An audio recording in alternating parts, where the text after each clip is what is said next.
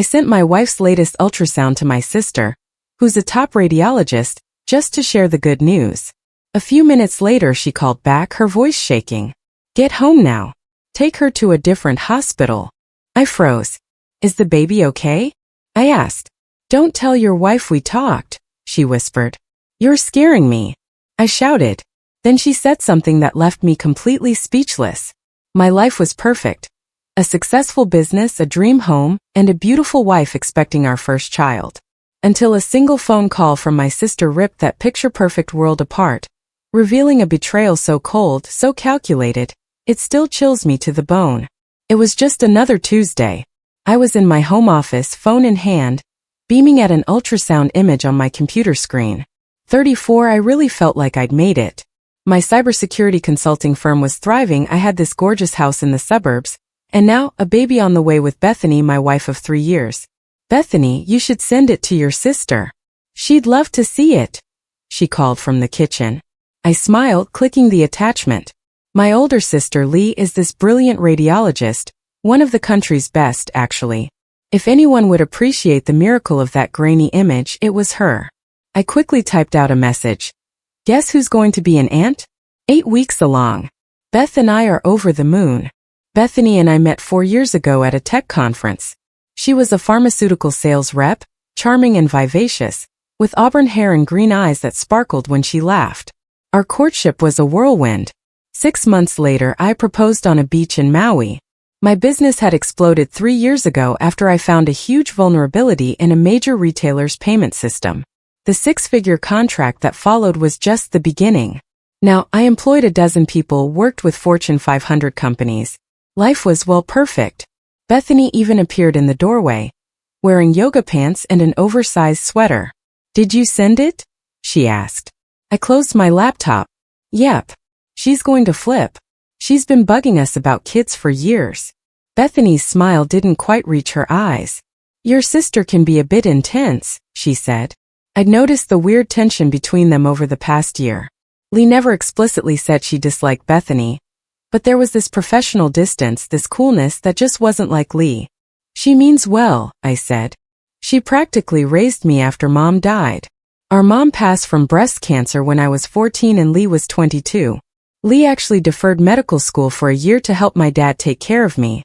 That sacrifice created a bond between us stronger than most siblings share. Suddenly, Bethany's phone buzzed. She glanced at it, silenced it quickly. I need to run to the pharmacy. For the prenatal vitamins, she explained. I can go, I offered. No, I need to pick up a few other things too. You know, woman stuff. She grabbed her purse and keys, disappearing out the door. I'll be back in an hour. I watched her go, noting the strange urgency, how fast she moved. It was probably nothing, I told myself. She'd been stressed about the pregnancy, morning sickness, doctor's appointments. I pushed the thought aside and went back to work. 2 hours later, my phone rang. It was Lee. Hey sis, I'm guessing you saw. Her voice was barely above a whisper, tight with an emotion I couldn't place. Fear. Where are you right now? Home. Working. What's wrong, Lee? Is Bethany there? No, she went to the pharmacy. Lee, you're scaring me. Is something wrong with the baby? A long pause. I could hear her breathing, could picture her in her office, surrounded by monitors, her analytical mind working through something heavy. Get home now. You need to take her to a hospital. A different one. My blood went cold. What? Is the baby okay? Do not tell your wife you spoke to me. Lee's voice dropped even lower, urgent, commanding. Do you hear me? This is crucial.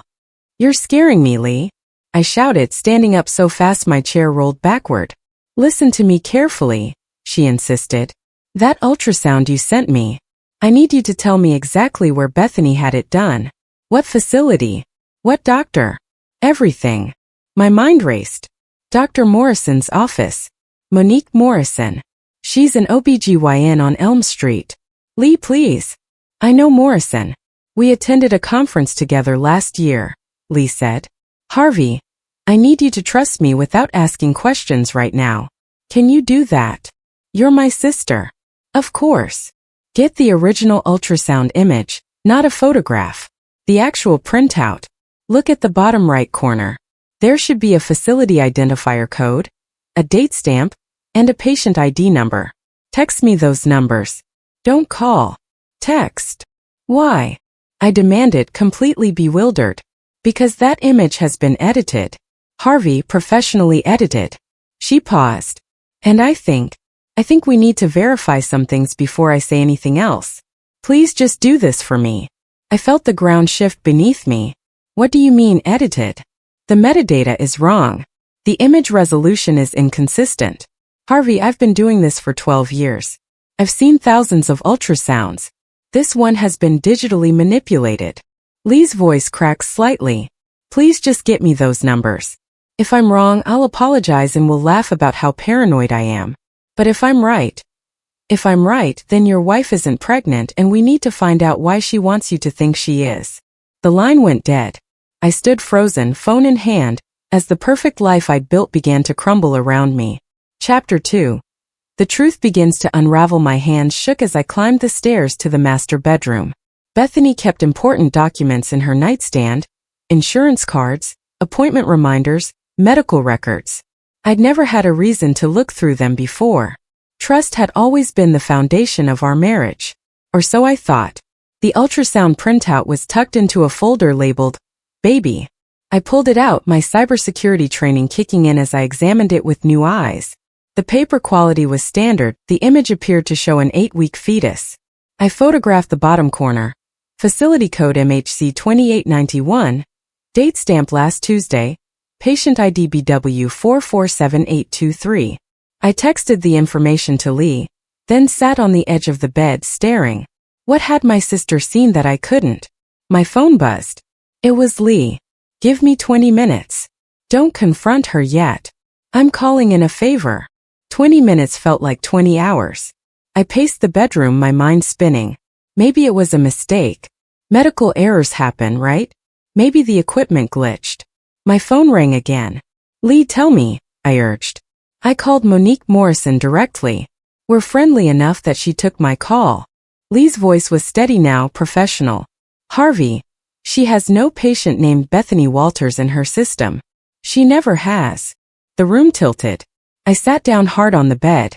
That patient ID number, Lee continued. It belongs to a woman named Jennifer Velasquez, who had an ultrasound at Morrison's office 3 months ago. Jennifer is 26 weeks pregnant now. Lee paused. The facility code is real.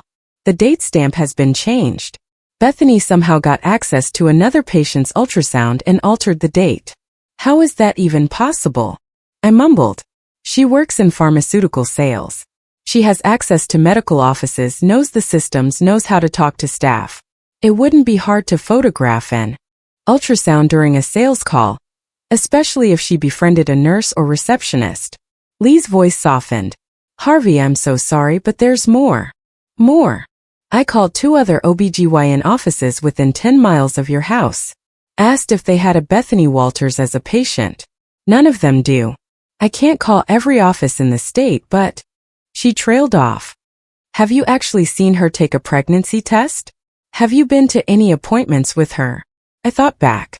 Bethany had told me about the positive test 6 weeks ago, showed me the little stick. But I'd been in my office when she'd taken it. She'd come downstairs crying with joy, and I just believed her. The appointments? She'd always gone alone. Morning appointments are easier, she'd said. You're always busy in the mornings. I'll record the heartbeat next time. I haven't been to any appointments, I admitted. She always had reasons why I shouldn't come. Has she been showing symptoms? Morning sickness? Fatigue? I thought about it.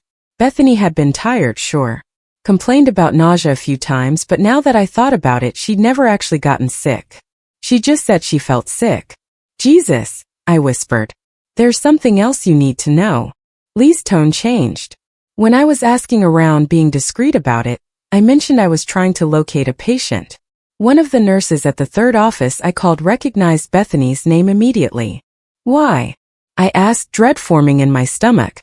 Because Bethany came in 4 months ago asking about tubal ligation. She wanted to make sure she couldn't get pregnant. The words hit me like a physical blow. I stood up, needing to move, needing to do something with the rage building in my chest.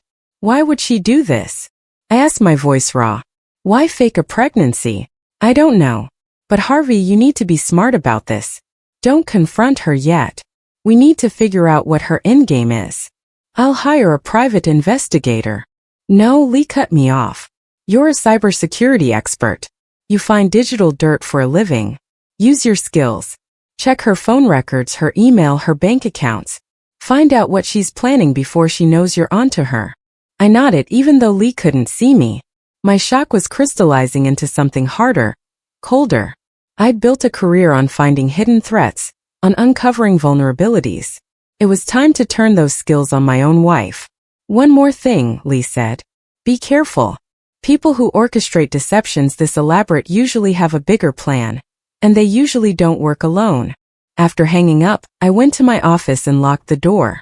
I pulled up my remote access software, the same tools I use for client security audits. I'd set up the home network myself, with admin access to every device, including Bethany's phone. It took me less than 10 minutes to clone her phone's data to my encrypted server. Text messages, call logs, emails, photos, everything. What I found in her messages made my blood run cold. Hundreds of texts to a number saved as D. They went back 8 months, starting just after our second anniversary. The messages were intimate, sexual, planning meetups while I was away on business. But it was the recent messages that revealed the terrifying truth. D, how much longer do we have to keep this up? Bethany, just a few more weeks. He'll sign a life insurance increase this month. Has to. D, and if he doesn't? Bethany. Then we move to Plan B. The accident. D, I still think Plan B is risky. Bethany. $2 million isn't risky. It's worth it. Once he's gone, we're set for life. I sat back in my chair, my mind racing. She wasn't just faking a pregnancy. She was planning to kill me. I scrolled through more messages, piecing together the scheme. Bethany had convinced me to increase my life insurance policy 3 months ago, citing the baby's future needs. The new policy, $2 million, was set to become active in 2 weeks. The accident messages were vague but chilling. Something about a hiking trip I planned for next month. Something about making it look natural. I opened the photo she'd exchanged with Dee and my stomach churned. The man in the pictures was Dean Mann. I recognized him. Dean worked as a personal trainer at the gym Bethany attended. He was younger than me, muscular, with the kind of cocky grin that made me want to punch him. More searching revealed financial records. Bethany had opened a separate bank account I didn't know about. Small deposits, nothing that would raise flags, but they added up. She'd been skimming money from our joint account for months. I leaned back, my mind moving from shock to cold, hard calculation. Lee was right. I needed to be smart about this. Going to the police now would be my word against hers. The insurance policy wasn't active yet. The accident texts were vague enough to be explained away. No, I needed more. I needed to catch them in the act, to document everything, to build a case so airtight that Bethany and Dean would never see freedom again. And if I was going to do this, I was going to do it my way. I pulled up a blank document and began typing. I was a security expert. I knew how to find vulnerabilities. I knew how to exploit them. And I knew how to set a trap that my enemies would never see coming. By the time Bethany came home 2 hours later, I had already begun laying the groundwork for their destruction. Chapter 3. The predator revealed. Bethany walked into the house carrying shopping bags, her smile bright and innocent. "Sorry I took so long," she said. "I ran into an old friend at the pharmacy." I looked up from my laptop, forcing a smile that didn't reach my eyes. "No problem. How are you feeling?" "Tired. The baby's really taking it out of me." She placed a hand on her stomach, a gesture I now recognized as pure theater. "I think I'll lie down for a bit." "Good idea. You need rest." The words tasted like ash in my mouth. After she went upstairs, I returned to my research. I'd been digging into Dean Mann's background, and what I found was illuminating. Dean Mann, 28, had a record. Nothing major, a DUI 3 years ago, a dismissed assault charge from a bar fight. But it painted a picture of a man with poor impulse control and a taste for easy money. He'd worked at 3 different gyms in the past 5 years, always moving on after a few months. I cross-referenced the dates with Bethany's calendar. She'd started working out at Dean's current gym, Peak Fitness, 9 months ago. The affair had begun shortly after. But there was more. I found social media posts showing Dean with expensive watches, designer clothes, sports betting wins. The man lived beyond his means, always looking for the next score. He was exactly the kind of person who'd agree to murder for money. My phone buzzed. A text from an unknown number. "This is Vernon Hancock. Lee gave me your number. I understand you need discreet assistance." Vernon Hancock. The name rang a bell. I did a quick search and found him. A retired FBI agent who now ran a private investigation firm. Lee had promised to connect me with someone trustworthy. I called the number. Vernon answered on the first ring. "Mr. Walters, your sister explained the situation in general terms. I'm very sorry." Vernon's voice was gravelly authoritative. "She mentioned you might need help documenting evidence." "I'm a cybersecurity consultant," I said. "I can handle the digital side, but I need someone who can do physical surveillance without being detected, and I need it done legally enough that it can be used in court." "I can do that. What's your timeline?" I explained everything: the fake pregnancy, the life insurance policy, the planned accident. Vernon listened without interrupting, occasionally making notes. $2 million motive, clear conspiracy, premeditation. "You've got the beginnings of a solid case," Vernon said. "But you're right to want more. We need them on record discussing specific plans. Audio, video if possible. I can install monitoring software on her phone remotely," I said. "But I need to be careful about admissibility." "Let me worry about admissibility. You focus on gathering evidence through legal means. Anything you can access as the homeowner, the joint account holder, the husband. I'll handle the external surveillance." Vernon paused. "There's something you should know though. Cases like this, where someone's planning your murder, time is critical. If they sense you're onto them, they might accelerate their plans. The insurance policy activates in 12 days, I said. "I don't think they'll move before then unless they get spooked. Be careful, Mr. Walters. Play the loving husband. Don't give them any reason to suspect you know." After hanging up with Vernon, I spent the next hour setting up monitoring protocols. I installed a keylogger on Bethany's laptop, set up alerts for specific keywords in her messages, and created a secure server to store all the evidence. Then I did something I'd learned in my years of cybersecurity work. I looked for the pattern behind the pattern. Bethany wasn't smart enough to plan this alone. She was organized, sure, but this level of deception required someone with experience. The fake ultrasound, the careful timing, the insurance scheme, it all suggested someone had done this before. I dug deeper into Dean Mann's history, previous relationships, former girlfriends. It took 2 hours, but I found it. 5 years ago, Dean had briefly dated a woman named Trudy Kane in Phoenix. Trudy had been married at the time. 6 months after the affair began, Trudy's husband, a wealthy real estate developer, died in a boating accident. The insurance payout was $1.5 million. The investigation had ruled it accidental, but I found forum posts, archived news articles, where the husband's family had raised questions. The case had gone cold, and Trudy had eventually married Dean. They divorced 2 years later, with Trudy keeping most of the money. I felt the pieces clicking together. Dean had done this before. He'd helped a married woman kill her husband for insurance money. Now he was doing it again with Bethany. But this time I wasn't going to end up at the bottom of a lake.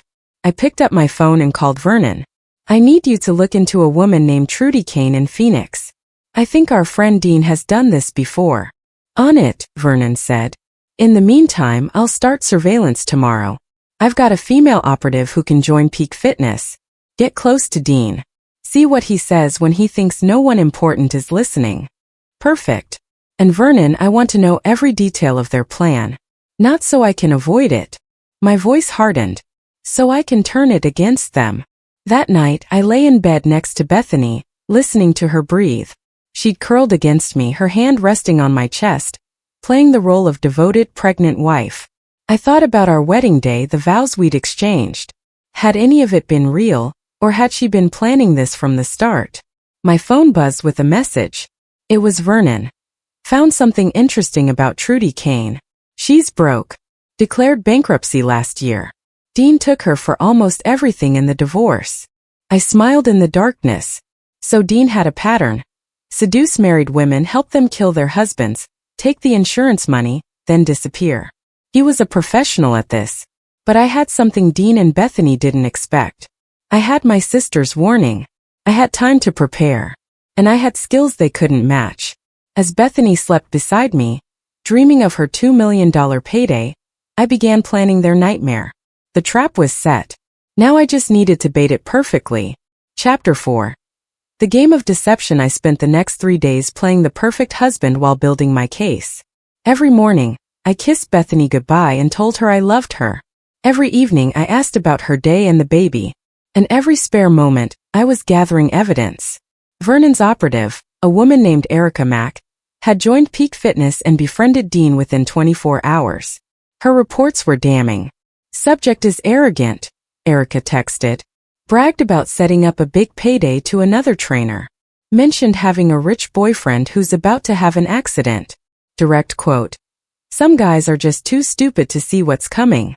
I saved everything. The texts, the photos, the timeline. I'd learned from my years in cybersecurity that the key to catching criminals wasn't just evidence. It was overwhelming evidence. So much that there was no possible defense, no way to explain it away.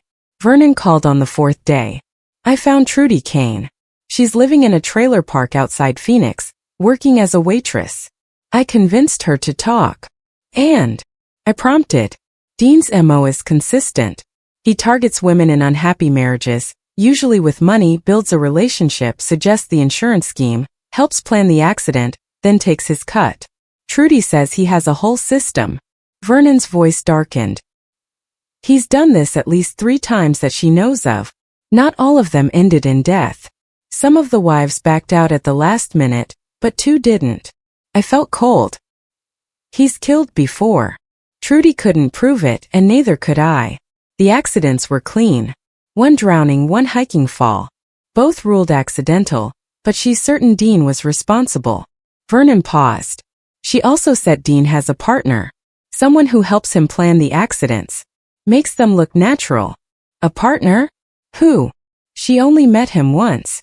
Big guy, works as a contractor. Trudy thought his name was Curtis or Kurt something. She said he was scary. Dead eyes. Talked about killing like it was a business transaction. My mind raced. I searched Peak Fitness's website. And there it was, Kurt Marr, listed as a contractor who'd done recent renovation work on the gym. That's how they'd met. More digging revealed Kurt Marr's history. Former military, dishonorably discharged for reasons sealed in classified documents. Several restraining orders from ex-girlfriends. A pattern of violence barely concealed beneath a veneer of respectability. So it wasn't just Bethany and Dean. There was a third conspirator, someone who actually knew how to kill and make it look accidental. I called Vernon. I found the partner. Kurt Marr, former military, violent history. We need surveillance on him too. Already on it, Vernon replied. I pulled his work records. He's scheduled to do some repairs on a hiking trail in Black Rock State Park next week. Vernon's voice was grim. I'm betting that's where your accident was supposed to happen. Black Rock State Park. I'd mentioned wanting to hike there before winter set in. I told Bethany about it weeks ago. Said it would be a nice trip before the baby came. She'd encouraged me, told me I should go, that the fresh air would be good for my stress. Now I understood why. Vernon, I need you to check the trail. Find out what they're planning on it. But Harvey, we're running out of time. The insurance policy activates in 7 days. Once it does, they might move. Fast. I knew Vernon was right, but I needed everything documented, every piece of evidence locked down. I needed to ensure that when this was over, Bethany, Dean, and Kurt would spend the rest of their lives in prison. That evening, Bethany made my favorite dinner. Steak and potatoes. She was being extra attentive, playing the doting wife to perfection. You seem stressed, she said, pouring me wine. Maybe you should take that hiking trip. Clear your head before the baby comes. I smiled at her, seeing her clearly for the first time. The way she tilted her head, feigning concern, the slight eagerness in her eyes. She was pushing me toward my death. You know what? You're right. I'll go this weekend. I took her hand. Thank you for being so understanding. She leaned in and kissed me. That's what partners do. We take care of each other. The irony would have been funny if it wasn't so tragic. After dinner, while Bethany was in the shower, I checked the monitoring software. New messages between her and Dean. Dean, he's taking the bait. Kurt says everything's ready. Bethany, make it quick. I don't want him to suffer. Dean, since when do you care? Bethany, I don't. I just don't want any complications. I photographed the messages, adding them to my growing file. Then I saw something that made my blood boil. Photos Bethany had sent to Dean. Pictures of me sleeping unaware. Pictures of me at my computer working. She'd been cataloging my routines, my patterns, helping them plan my murder. My phone rang. It was Lee. Harvey, how are you holding up? She asked. I'm managing. Vernon's been helpful. Harvey, I need to tell you something. Lee's voice was hesitant. I've been thinking about why I never liked Bethany. I couldn't put my finger on it before, but now I realize she reminded me of someone. A patient I had 3 years ago. A woman who came in claiming she'd been assaulted by her husband. The scans didn't match her story, but she was convincing. I almost believed her. Lee paused. Later, I found out she'd faked the whole thing to get a restraining order, so she could clean out their joint accounts before divorcing him. She was a con artist. Bethany's a con artist, I said, the words heavy. I think she's been one for a long time. I looked into her employment history. She's worked for 7 different pharmaceutical companies in 5 years. That's unusual. Most sales reps stay with one company. Lee's voice hardened. I think she's been running schemes, moving on before anyone catches on. I felt something shift inside me. This wasn't just about the fake pregnancy or the insurance plot. Bethany was a predator, and I was just her latest mark. But unlike her previous victims, I knew how to fight back. Lee, I need to ask you something. I kept my voice steady. If this goes bad, if something happens to me. Nothing's going to happen to you, she interrupted. But if it does, promise me you'll make sure they go to prison. Every single one of them. A long silence. Then, I promise. But you're going to be fine. You're the smartest person I know. If anyone can outsmart these people, it's you. After hanging up, I pulled up my planning document. Vernon's team had identified the location where the accident was supposed to happen. A cliff trail with a 100-foot drop. Kurt had been seen loosening the guardrail, creating a weak point that would give way under weight. They wanted to make it look like I had fallen while hiking alone. Simple, clean, accidental. But I had a different plan. I opened a new file and began typing. The trap was almost complete. In 3 days I would spring it. And when I did, Bethany, Dean, and Kurt would walk right into it, never realizing that the prey had become the predator. Chapter 5. Setting the perfect bait. The next morning, I put the first phase of my plan into motion. I drove to my bank and withdrew $50,000 in cash, telling the teller it was for a business investment. Then I stopped at a law office downtown. I need to make some changes to my will, I told my attorney, Mitchell Hobbs. Mitchell, a friend from college, raised an eyebrow. Everything okay?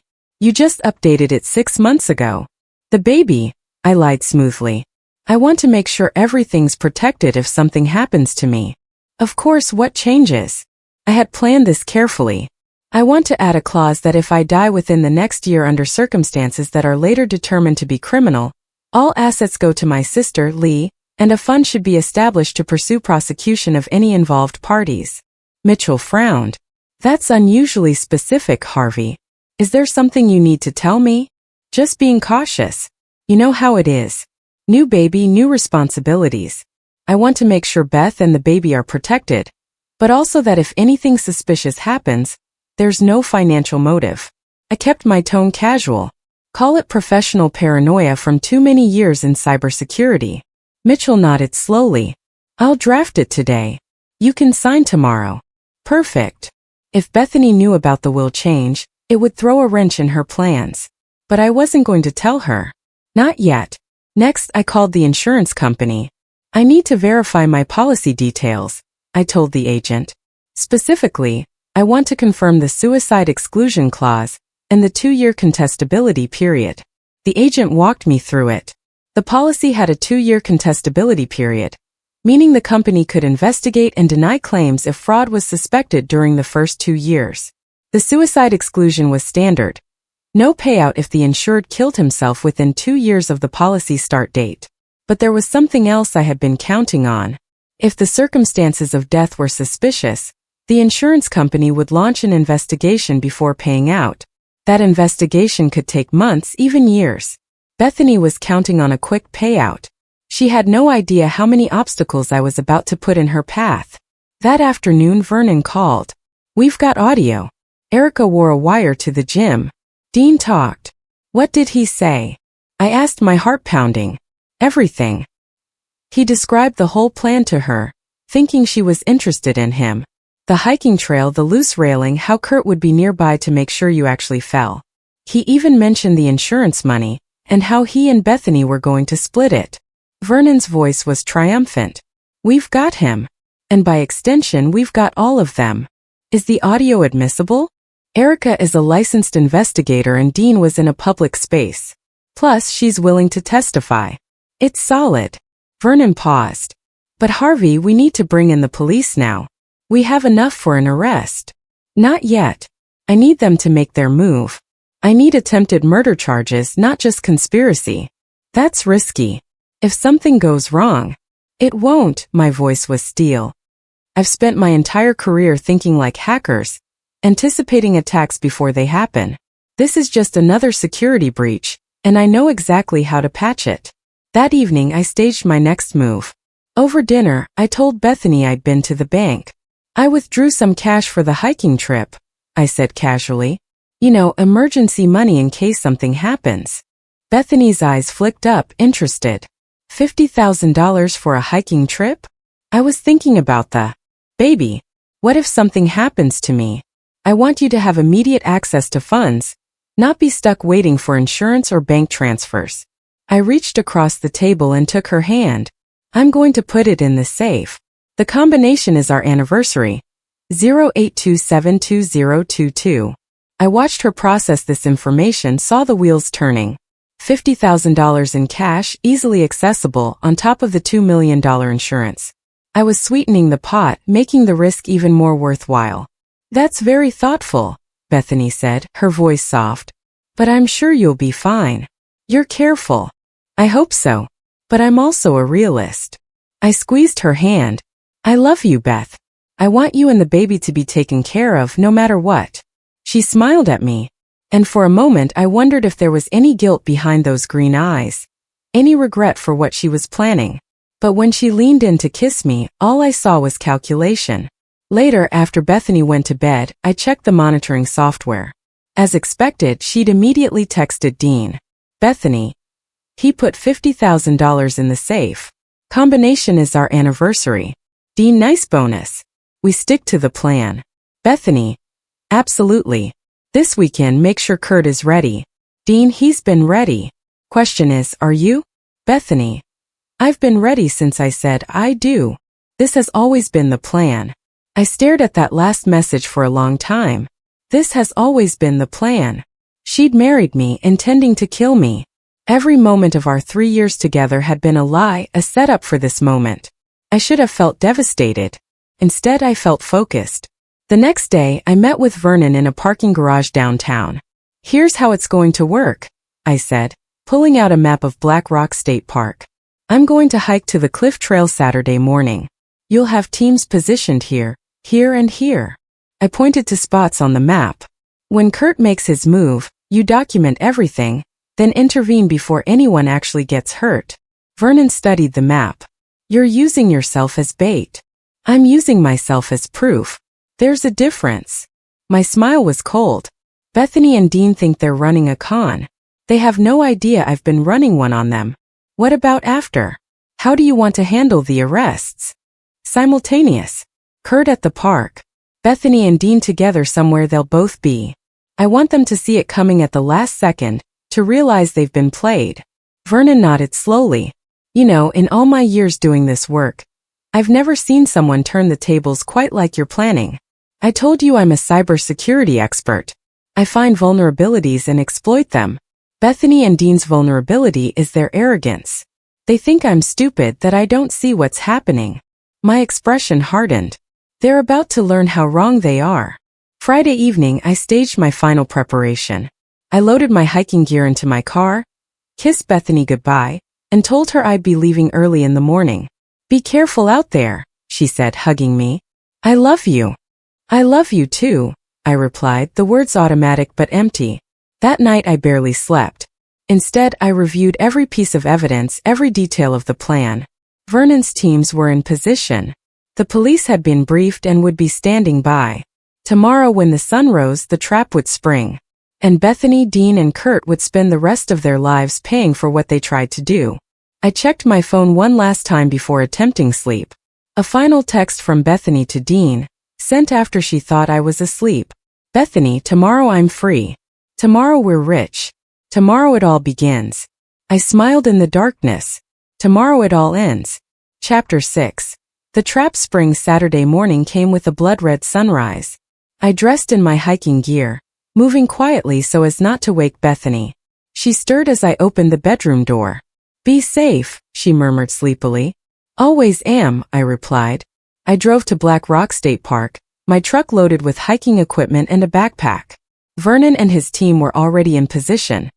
3 surveillance points, hidden cameras, and 2 undercover officers posing as hikers.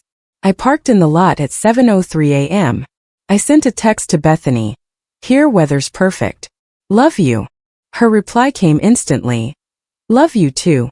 Enjoy your hike. The trail wound through pine forests before climbing toward the cliffs. I moved at a steady pace, my mind clear despite what was coming.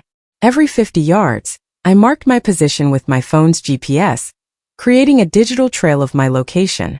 Vernon's voice came through my hidden earpiece. Subject 1 is on site. Kurtmar has parked. He's carrying what looks like tools. Copy that, I whispered. The trail narrowed as it approached the cliff section. This was where Kurt had loosened the railing, creating a weak point that would give way under pressure. It was clever. The railing would look intact, but a hard lean against it would send someone tumbling 100 feet to the rocks below. I reached the section and stopped, pretending to admire the view. Through my peripheral vision, I saw movement in the trees. Kurt positioning himself, waiting. We see him, Vernon's voice crackled. He's watching you. Wait for him to make contact. I pulled out my water bottle, taking my time. I needed Kurt to commit, to do something that would be captured on camera and constitute attempted murder. Footsteps behind me. I turned to see Kurt emerging from the trail, dressed in contractor gear, carrying a toolbox. Morning, Kurt said, his voice friendly. Doing some trail maintenance. You might want to avoid the railing up ahead. It's a bit unstable. I smiled. Thanks for the warning. Appreciate it. No problem. Hey, you dropped something back there. Kurt pointed down the trail. I turned to look, and in that moment Kurt rushed forward. Strong hands grabbed my shoulders, shoving me toward the weakened railing. But I had been ready. I'd spent years training in martial arts, a hobby Bethany had never known about. I dropped my center of gravity, twisted, and used Kurt's momentum against him. Kurt stumbled forward off balance. I stepped aside and Kurt crashed into the railing. The wood splintered with a sharp crack. For a moment Kurt teetered on the edge, arms windmilling. I could have let him fall. Part of me wanted to. Instead, I grabbed Kurt's jacket and hauled him back from the edge. Got you, I said coldly. Vernon's team burst from the trees, weapons drawn. Freeze.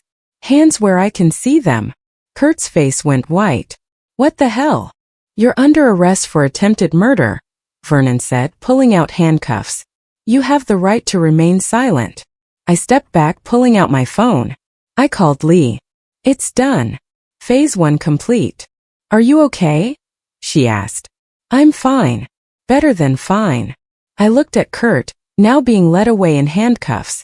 1 down, 2 to go. Meanwhile, across town, Bethany met Dean at a cafe they'd used before for their secret meetings. She was nervous, checking her phone constantly. Relax, Dean said, sipping his coffee. Kurt knows what he's doing. By noon, Harvey will be just another tragic hiking accident, and we'll be in the clear. I can't help it. I keep thinking something will go wrong. Nothing's going wrong. We've planned this perfectly. Dean reached across the table and took her hand. In a few hours, you're going to be a grieving widow. Then, after a respectful waiting period, you and I ride off into the sunset with $2 million. Bethany smiled, relaxing slightly. You really think it's that easy? It's always been that easy. Trust me, I've done. The cafe door opened. Detective Eric Torres walked in, followed by 3 uniformed officers. Dean saw them first. His face went pale. We need to leave now. But it was too late. Detective Torres approached their table, badge out. Bethany Walters. Dean, man. You're both under arrest for conspiracy to commit murder. Bethany's coffee cup slipped from her hand, shattering on the floor. What? No. There must be some mistake. No mistake, ma'am. We've been listening to your conversations for the past week. We have text messages, recorded conversations, and as of 30 minutes ago, we have attempted murder on camera. Torres nodded to the officers, who moved forward with handcuffs. You have the right to remain silent. Dean lunged from his chair, trying to run, but an officer tackled him before he made it 3 steps. Bethany sat frozen, her mind clearly racing, trying to understand how this had happened. Where's my husband? She asked, her voice small. Is Harvey? Your husband is fine, Torres said coldly. Better than you're going to be for a very long time. As they led Bethany and Dean out in handcuffs, I pulled up across the street in my truck. I'd driven straight from the park, wanting to see this moment. Through the cafe window, Bethany's eyes met mine. For just a second, the mask fell away. No more fake smiles. No more loving wife act. Just rage and disbelief that she'd been caught. I raised my phone and took a picture. Then I drove away, leaving my wife in the hands of the police. That evening, I sat in my living room with Lee and Vernon, reviewing everything that had happened. Kurt's already talking, Vernon reported, trying to cut a deal. He's given us details on 3 previous accidents he helped Dean arrange. 2 of them were ruled natural deaths at the time. The families are being contacted. And Bethany? Lee asked.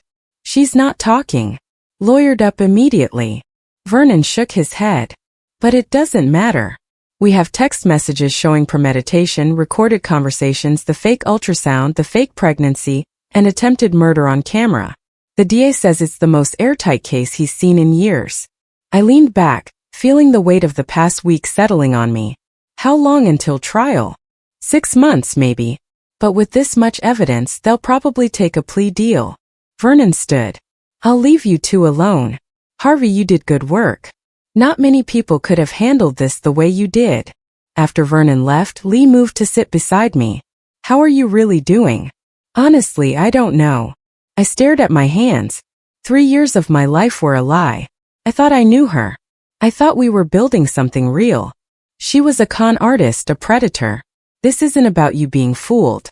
It's about her being convincing. I know. Intellectually, I know that. I looked at my sister. But it still hurts. And the baby. God, I wanted that baby to be real. I was excited about being a father. Lee put her arm around me. You're going to get through this, and someday you'll find someone real. Someone who deserves you. But first you need to heal. I nodded. Thank you for warning me. If you hadn't caught that fake ultrasound. You're my brother. I'll always have your back. Lee squeezed my shoulder. Always.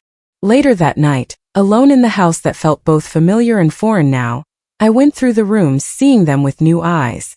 This was supposed to be where I'd raise my child, where I'd grow old with Bethany. Instead, it was a crime scene, a monument to lies. I found the ultrasound picture in Bethany's nightstand, the fake image that had started everything. I stared at it for a long moment, then tore it in half. Tomorrow I'd start the process of rebuilding. I'd file for divorce. I'd sell the house. I'd move forward. But tonight I allowed myself to grieve. Not for Bethany, but for the life I thought I was building. The future that had never really existed. My phone buzzed. A text from an unknown number. This is Jennifer Velasquez. The police told me my ultrasound was stolen and used in a crime. I just wanted to say I'm sorry that happened and I hope you're okay. My baby boy is healthy. I hope that brings you some comfort.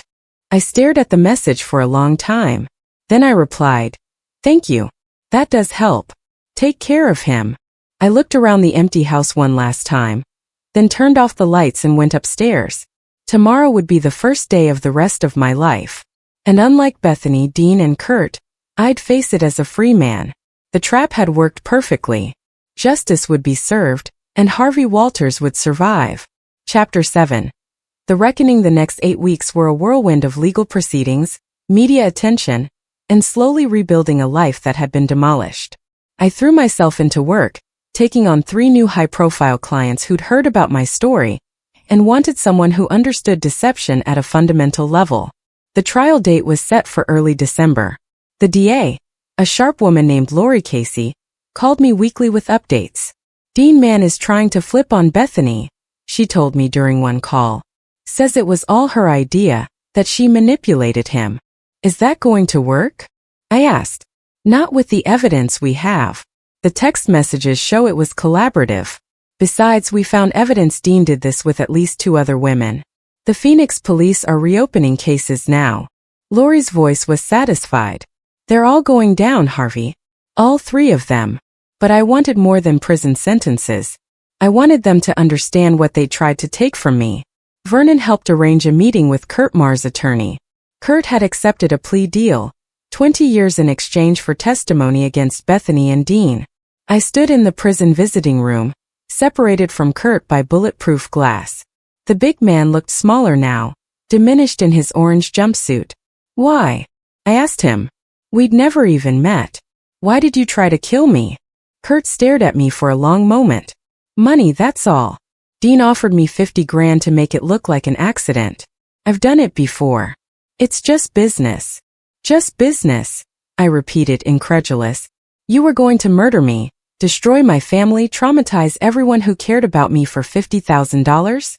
You don't understand. When you've done it as many times as I have, it stops being about people. It's just a job." Kurt leaned forward.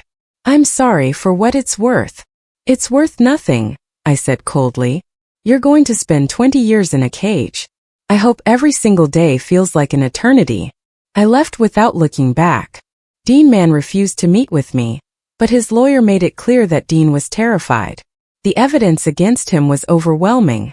2 of his previous girlfriends had come forward with stories of him suggesting insurance schemes. One had even recorded him talking about how easy it was to fake accidents. "He's looking at life without parole," Lori told me. "Murder for hire, conspiracy, pattern of criminal behavior. The judge is going to throw the book at him." But it was Bethany that I needed to confront. I waited until the week before trial. Then I sent word through Lori that I wanted a meeting. Bethany's attorney initially refused, but Bethany herself agreed. We met in a conference room at the county jail. Bethany wore an orange jumpsuit, her auburn hair pulled back in a simple ponytail. No makeup. She looked years older than the woman I'd married. "Hello, Harvey," she said when the guard brought her in. "Bethany." I kept my voice neutral.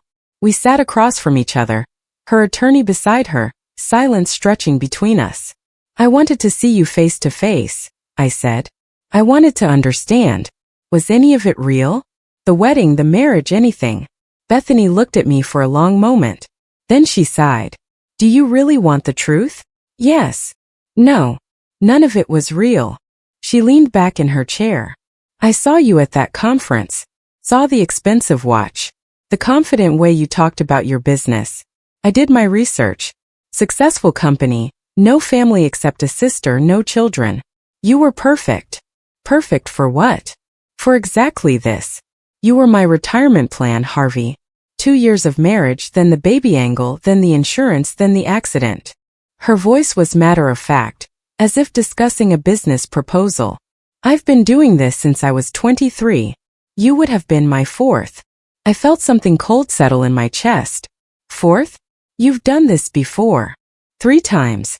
2 succeeded. 1 backed out at the last minute. The successful ones netted me about $4 million total." She shrugged. "But I spent it badly. Made poor investments, so I needed another score. That's when I found you." "The others, did they die?" "One did. Hiking accident in Colorado. Very sad. The other was a car crash. Also very sad." She said it without emotion, as if reading a weather report. "You were supposed to be number 3. I stood up, unable to sit anymore. "How do you live with yourself?" "Easily. Men like you. Successful, smart, but lonely. You're not hard to find. You want to believe you found love, found the one. So you ignore red flags. Ignore your instincts." Bethany's smile was bitter. Your sister saw through me immediately. You know, I could tell. But you didn't listen to her because you wanted the fantasy. So this is my fault? No, it's just how the world works. Predators and prey. I'm a predator, Harvey. I was born this way. You were prey. She leaned forward. The difference is you turned the tables. You became a predator too. And you won. I'm not like you, I countered. You set a trap. You manipulated us. You used us exactly like we were trying to use you. Bethany's eyes were hard. The only difference is your trap worked and ours didn't. I stood silent, processing her words. Was she right? Had I become like them in stopping them? No, I said finally. The difference is I was protecting myself from people trying to kill me. You were trying to murder an innocent man for money. Don't try to make us equivalent. Believe what you want. Bethany sat back. I'm going to prison for the rest of my life. You get to walk free. You won. Congratulations. I studied her, looking for any sign of remorse, any hint of the woman I thought I loved. But there was nothing. She was exactly what she'd always been, a predator who'd simply been caught. I want you to know something, I said quietly. Every day you spend in prison. Every morning you wake up in a cell. Every night you go to sleep on that uncomfortable mattress. I want you to remember that you did this to yourself. You chose this and you deserved it. I turned to leave, but Bethany's voice stopped me. Harvey, for what it's worth, you were one of the good ones. In another life, if I'd been a different person, I might have actually loved you. I looked back at her. But you're not a different person, and you never will be. I walked out, leaving her behind. The trial lasted 3 weeks. The evidence was overwhelming. Text messages, recorded conversations, the fake ultrasound, witness testimony from Erica Mack, Vernon's surveillance footage, and Kurt's confession. Dean Mann's defense tried to argue he'd been manipulated by Bethany, but the evidence of his previous crimes destroyed that narrative. His pattern was clear. He was a serial accomplice to murder-for-hire schemes. Bethany's defense tried to argue she'd never intended to go through with it, that it was all fantasy roleplay with Dean. But the texts about timeline, the fake pregnancy, the insurance policy, it all pointed to careful, premeditated planning. I testified for 2 days, walking the jury through the discovery process, showing them how I'd uncovered the conspiracy. The fake ultrasound was particularly damning. Medical experts testified that it had been professionally altered, and that Bethany had never been pregnant. On December 15th, the jury deliberated for 6 hours. I sat in the courtroom, Lee beside me, as the jury filed back in. On the charge of conspiracy to commit murder, how do you find the defendant? Bethany Walters. Guilty. On the charge of fraud? Guilty. On the charge of attempted murder? Guilty. The verdicts came one after another, each one another nail in Bethany's coffin. She sat motionless as they were read, her face blank. Dean Mann's verdicts were equally damning. Guilty on all counts. At sentencing 3 weeks later, Judge Owen Peterson showed no mercy. Mrs. Walters, you orchestrated a scheme of breathtaking cruelty, the judge said. You didn't just plot to kill your husband. You made him love you first. You made him trust you, believe he was starting a family with you, all while planning his death. This court finds your actions to be among the most calculating and heartless I've encountered. He sentenced Bethany to life without possibility of parole. Dean Mann received the same sentence, with an additional 20 years for his previous crimes. As the bailiffs led them away, Bethany looked at me one last time. No smile, no anger, just emptiness. I felt nothing but relief. That evening I had dinner with Lee at our favorite restaurant. It's over, Lee said, raising her wine glass. It's really over. It is. I clinked my glass against hers. Thank you for everything. If you hadn't caught that fake ultrasound, you would have figured it out eventually. You're too smart not to, Lee smiled. I'm proud of you, little brother. You could have fallen apart. Instead, you fought back. I didn't have a choice. Yes, you did. A lot of people would have just reported it to the police and hoped for the best. You took control. You gathered evidence, built a case, made sure they couldn't escape justice. Lee's eyes were warm. That takes courage. I thought about Bethany's words in the jail. You became a predator too. Maybe she'd been right in a way. I'd used my skills, my intelligence, my ability to think like my enemies to trap them. But I'd done it to survive, to ensure justice. That made all the difference. What now? Lee asked. What's next for Harvey Walters? I looked out the window at the city lights. I'm selling the house. Too many bad memories. I'm thinking about moving to Boston, actually. Be closer to you. I'd like that. And I'm going to keep building my company. Focus on work for a while. Maybe eventually I'll be ready to trust someone again. I smiled slightly. But not for a long time. That's probably wise. Lee reached across the table and squeezed my hand. But when you are ready, you'll know. And you'll be smarter about it. This experience, as terrible as it was, taught you something. What's that? That you're stronger than you thought. That you can face anything and survive. Lee's smile was fierce. They tried to destroy you, Harvey, and you destroyed them instead. I nodded slowly. She was right. I'd survived. I'd won. And that was enough. For now, that was more than enough. Chapter 8. New beginnings. 6 months later, I stood in my new office in Boston, looking out at the harbor. Walters Security Solutions had expanded, opening a second location with Lee's help. I'd hired 5 new employees, including Vernon Hancock's daughter, who'd proven to be brilliant at digital forensics. The Boston office was sleek, modern, and most importantly, had no memories of Bethany. My phone rang. It was Lori Casey, the DA. Harvey, I wanted to give you an update. Remember how I said we were investigating Dean Mann's other victims? I remember. We've got justice for 2 of them. The families of the men who died in Colorado and Phoenix are pursuing wrongful death civil suits against Dean's estate. Not that there's much money there, but it's something. Lori paused. We also found 2 other women he was working with. Both are in custody now. Your case opened up a whole network we didn't know existed. I felt a wave of satisfaction. Good. They all deserve to face consequences. There's more. Bethany's been getting letters in prison. We've been monitoring them. Turns out she had a mentor, an older woman who taught her the con. The FBI is investigating now. How deep does this go? Deeper than we thought. There might be a whole group of women running this kind of scheme. Lori's voice hardened. But because of you, we're shutting it down. You didn't just save yourself, Harvey. You saved future victims. After the call ended, I sat at my desk, processing the information. What I thought was a personal betrayal had been part of something larger. A network of predators targeting vulnerable men. But I'd stopped it. Or at least I'd started the process of stopping it. My intercom buzzed. Mr. Walters, you have a visitor. Says she knew your wife. I frowned. Send her in. A woman in her 40s entered, well-dressed with dark hair and nervous eyes. Mr. Walters. I'm Teresa Bolton. I need to talk to you about Bethany. I gestured to a chair. What about her? Teresa sat down, wringing her hands. I'm her half-sister. We have the same mother. I didn't know about what she was doing until I saw the trial on the news. She looked up, tears in her eyes. I'm so sorry. I need you to know. She wasn't always like this. What do you mean? Our mother. She was like Bethany, a con artist, a grifter. She married 5 times, each husband wealthier than the last. She taught Bethany everything. How to read men, how to manipulate them, how to get what she wanted.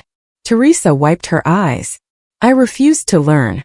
I left home at 18 and never looked back. But Bethany, she embraced it. I leaned back in my chair. Why are you telling me this?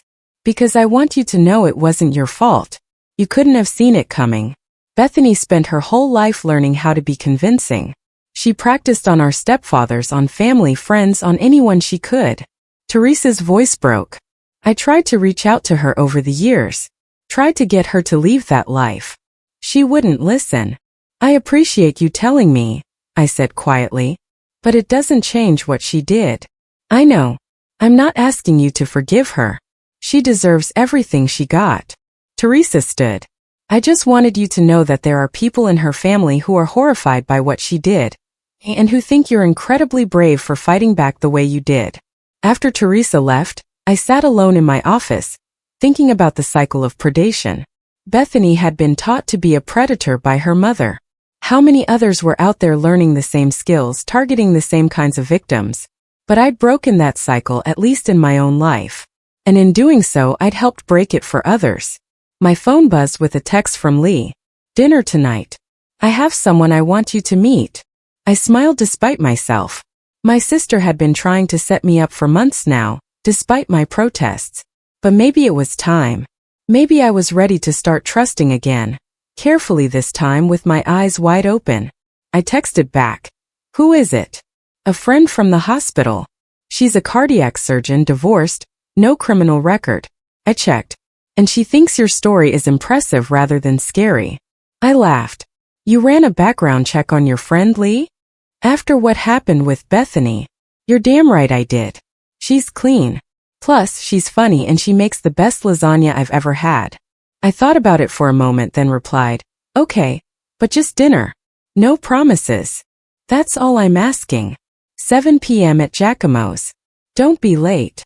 That evening, I arrived at the restaurant to find Lee already seated with a woman about my age. She had dark blonde hair, a warm smile, and laugh lines around her eyes. "Harvey, this is Dr. Roxanne Murphy. Roxy, my baby brother, Harvey." Roxanne stood and shook my hand. Her grip was firm, confident. "Nice to meet you. Lee told me a lot about you." "All good things, I hope," I said, sitting down.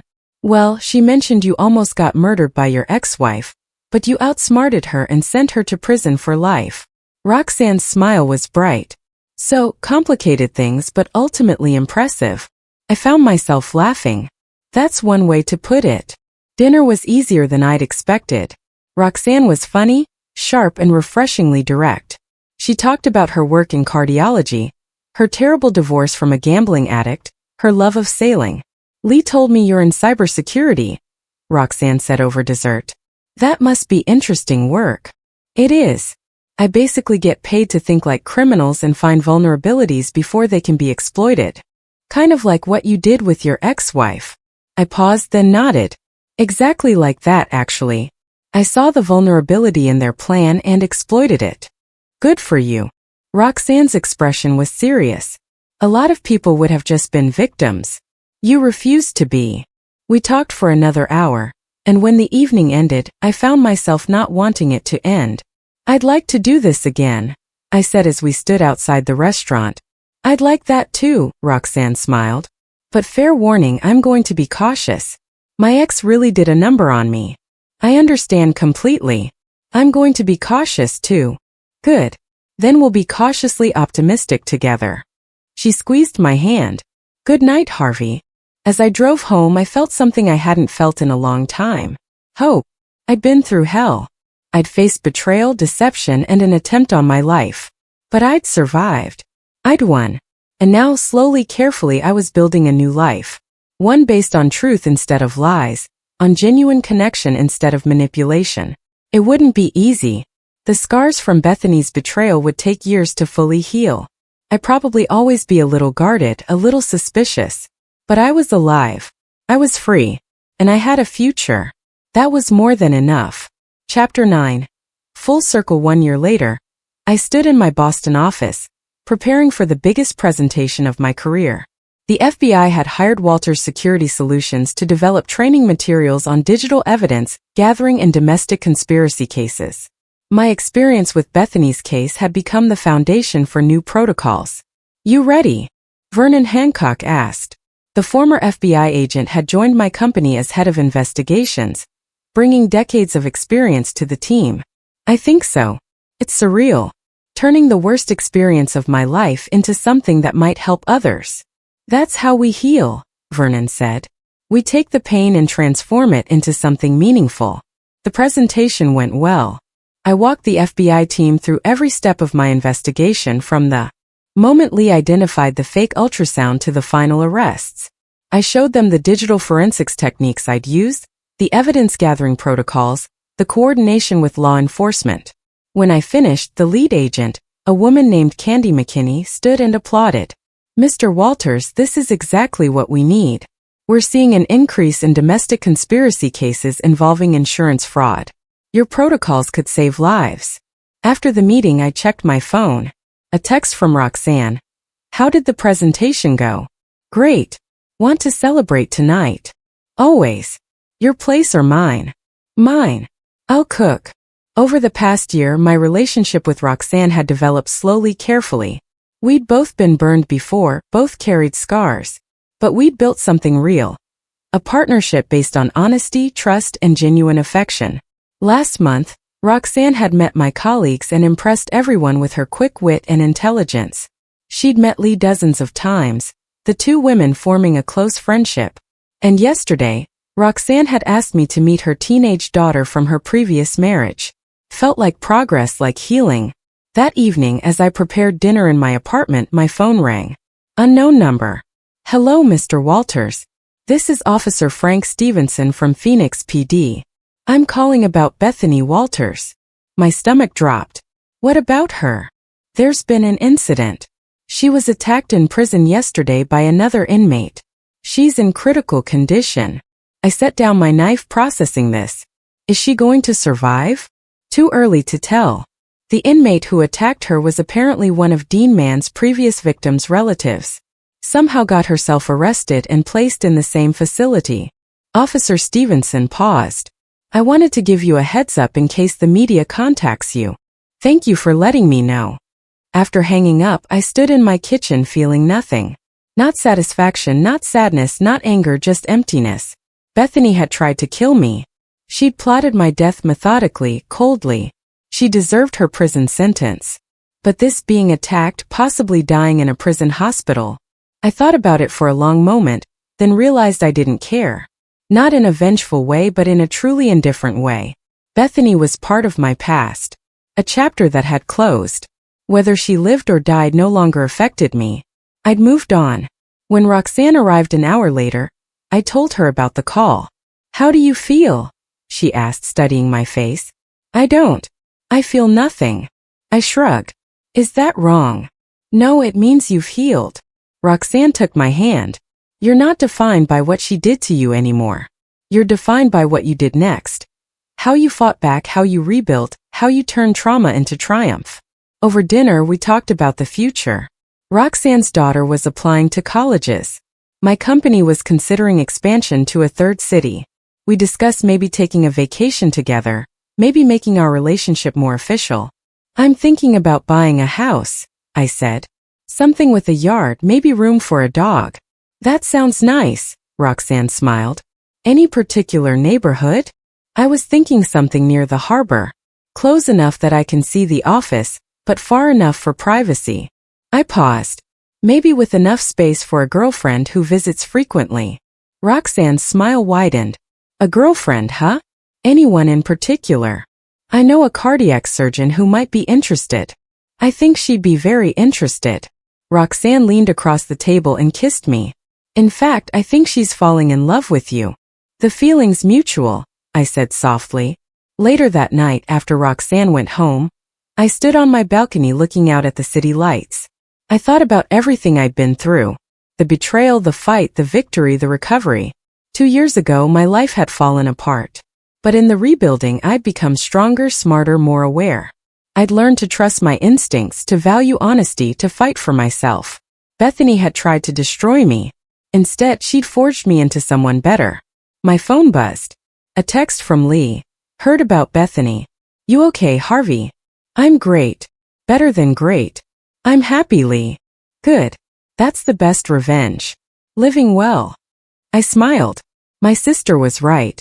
I'd won, not just by sending Bethany to prison, but by refusing to let her actions define me.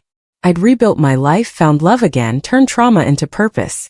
I was happy, genuinely, deeply happy, and that was the ultimate victory. 3 months later, I received a letter from the prison. Bethany had survived the attack, but was permanently disabled. She'd be spending the rest of her life in a wheelchair in a prison medical facility.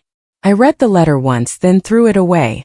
I had better things to think about, like the ring I bought last week, sitting in my desk drawer, waiting for the right moment to give to Roxanne. Like the new contract with Homeland Security, using my protocols to train agents nationwide. Like the house I was closing on next month. For bedrooms, a yard, ocean views. Bethany Walters was a ghost. A memory that grew fainter with each passing day. Harvey Walters was alive, thriving, and building a future worth living. The trap had sprung perfectly. Justice had been served, and I had won in every way that mattered. As I walked into my office that morning, Vernon greeted me with a smile. "Morning, boss. Big day. The DOJ called. They want to discuss expanding the program to international cases. Let's do it." I settled into my chair, feeling the satisfaction of meaningful work. Let's make sure no one else has to go through what I did. That's the spirit. Vernon paused at the door. "You know, when I first met you, you were a victim planning revenge. Now you're a survivor helping others. That's real growth." After Vernon left, I opened my laptop and began working. But first, I pulled up a photo on my phone. Roxanne laughing at something I'd said, her eyes bright with joy. I'd faced evil and won. I'd been betrayed and survived. I'd lost everything and rebuilt better. The story that had started with a fake ultrasound and a sister's desperate warning had ended with justice, healing, and hope. And as I began my work, helping train agents to catch predators like Bethany before they could destroy more lives, I knew with absolute certainty I'd not only survived, I'd triumphed. And that triumph tasted sweeter than any revenge ever could.